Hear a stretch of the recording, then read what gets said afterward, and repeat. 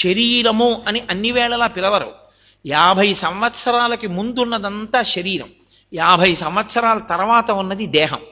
ఎందుకు దేహం అవుతుందంటే 50 దాటిన తర్వాత ఇంక అది కాలిపోవడానికి సిద్ధపడిపోతూ ఉంటుంది. అది చెప్తూ ఉంటుంది, నీకు ఈశ్వరుడు ఇచ్చాడు దీన్ని, జాగ్రత్త సుమా, ఇంకా ఇది వెళ్ళిపోయే సమయం ఆసన్నం అయిపోతుంది. ఇది ఉంటుంది ఉంటుందని నువ్వు అనుకుంటున్నావు, కానీ ఇది ఉంటుందని నమ్మవద్దు. ఇది వెళ్ళిపోతుంది, ఇది దహింపబడుతుంది, కాలిపోతుంది. ఇది కాలిపోకముందే దీన్ని నువ్వు వాడుకో. వరద వచ్చే లోపలే తెప్పనెక్కి ఏరు దాటేయి.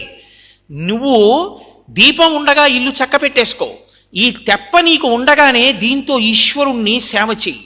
ఇక ఈశ్వరుణ్ణి సేవించలేని స్థితికి ఇది చేరిపోయే లోపల మనసుకి జవం ఇచ్చేసి ఆ మనసుతో ఈశ్వరుణ్ణి సేవ చేసేయగలిగిన స్థితికి ఎదిగిపో. అప్పుడు ఇంకా నీకు పూజా సంపుటం అక్కర్లేదు.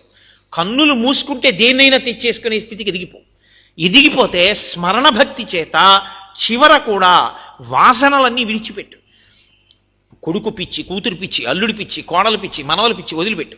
అన్నిటికీ ముందు ఈశ్వరుణ్ణి చేర్చు. ఈశ్వరానుగ్రహం ఏమిటి నువ్వు సాధించేది?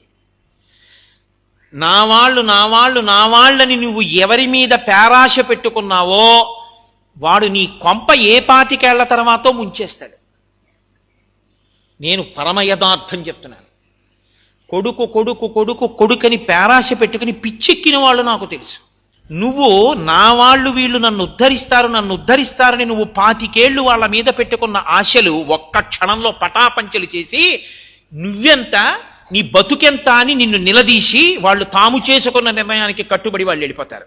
అప్పుడు నువ్వు 25 ఏళ్ళు పెంచుకున్న నీ అనుబంధం నువ్వు వగచడానికి ఏడవడానికి పనికొస్తుంది. కాబట్టి ఈశ్వరుని యందు మనసు పెట్టుకో.